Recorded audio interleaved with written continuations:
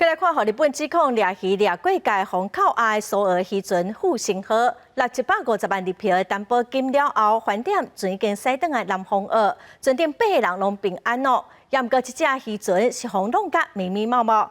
到底咱国渔船敢有掠鱼掠过界，佮有这只渔船理赔的问题，海巡爱个进一步来调查。 渔船登到南方澳渔港了，海巡随定船检查，所入渔船复兴号，敢若是伫台湾河渔界线以外5海里的所在，和日本海上保安厅人员定船检查，船甲船顶8人拢被扣留。船身破一空，结果受损严重，渔民讲是和日本的公务船对撞，到即马抑阁惊。 渔民拿150万日元，差不多代表32万5千块的担保金了，则被放贷。伫海巡的介护下，30亿平安登到南方澳渔港，人员拢真平安。所区议会也到场关心，希望政府会当协助甲日本沟通，就算要执法，也无应该用弄急的方式。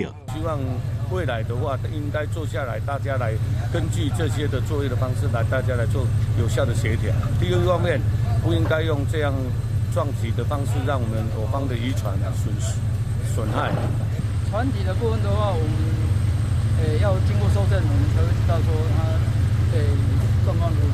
惊讲渔船甲船员发生意外，南方海巡队派渔人员也个警艇介护渔船转来。因若南方的渔船是毋是有外界，也个渔船受损的金额也个理赔的问题，目前海巡队也会进一步调查。记者综合报道。